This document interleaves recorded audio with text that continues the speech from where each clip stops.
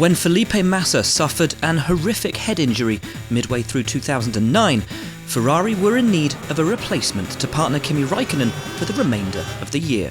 The team turned to longtime test driver LUCA BADOER, but the Italian, who hadn't raced for nearly a decade, struggled from the outset, qualifying last at both Valencia and Spa, and failing to score points in either race.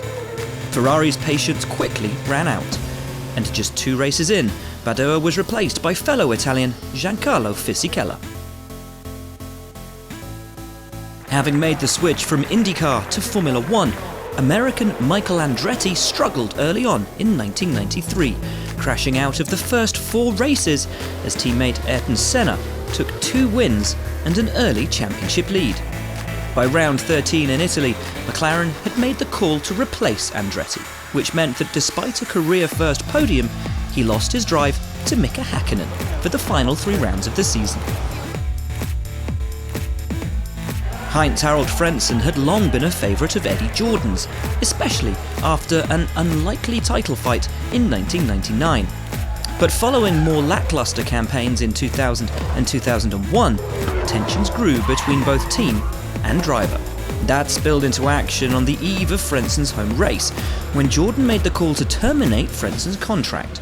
Jean Alesi switched across from Prost to take Frentzen's seat, with the German moving in the opposite direction. I thought it's better to go back into racing and than being at home and getting bored. I think it's a waste of talent if I sit at home. Renault should have fielded Robert Kubica alongside Vitaly Petrov in 2011. But when Kubica was ruled out after his horrific rally accident in the pre-season, Nick Heidfeld won a shootout with Bruno Senna to take the seat. The German made a lightning start, securing a podium finish in only the 2nd race of the year. 11 races in, however, the team decided to drop Heidfeld, who was ahead of Petrov in the points, and replace him with Senna.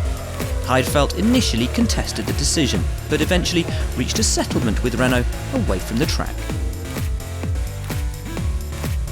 With Toyota having secured the signature of Ralf Schumacher for 2005, their current race driver Cristiano de Matta knew his seat was at risk for the following season. Early results weren't altogether promising, and with de Matta openly critical of the team's performances, Toyota bit the bullet. After 11 races, de Matta was dropped for test driver Ricardo Zonta. Cristiano is a very good friend of mine, and I think Formula 1 is like that, you never know. Jan Magnussen's first full season of Formula One came in 1997 for the newly formed Stewart Grand Prix team. The Dane had been talked about excitedly, but his performances against Rubens Barrichello were underwhelming. He only started 7 races in 1998, and while he scored his first points in that 7th race in Canada, the team decided to bring in Jos Verstappen for the remainder of the year. In his 2nd season with the team, Villeneuve was ruled out of the Hungarian Grand Prix, allowing BMW to field upcoming talent Robert Kubica. The Pole had a solid debut race, and with the team instantly impressed, they looked to try out Kubica at more races to assess him for 2007. Not interested in a potential shootout with the Pole, Villeneuve fell out with the team, and the 1997 world champion duly said his goodbyes to both the team and the sport. 2004 had started off well for Jarno Trulli, with the Italian claiming his maiden Formula One win in Monaco and leading promising teammate Fernando Alonso in the drivers' standings. His fortunes changed, however, at the French Grand Prix, when he was caught napping on the final lap to be passed by Rubens Barrichello for 3rd place.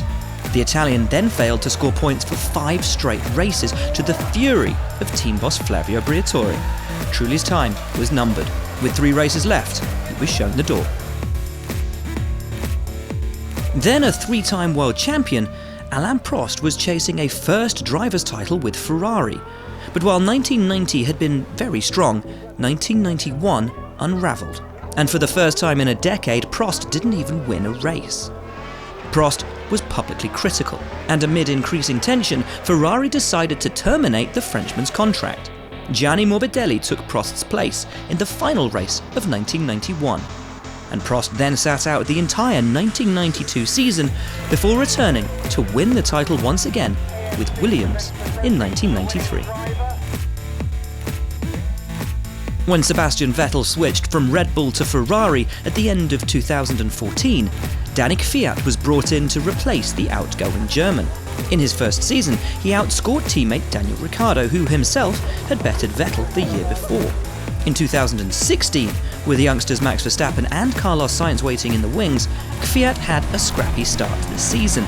But even so, Red Bull's decision to replace him with Verstappen after just 4 races came as a huge shock. I'll be pushing absolute limits on the track and will be giving my answers there. Verstappen, though, made good, becoming the sport's youngest ever winner on his first appearance for Red Bull, while Kvyat was dropped by Toro Rosso at the end of the season, before making a seemingly unlikely but brilliant return for Toro Rosso in 2019, returning to the podium at the German Grand Prix.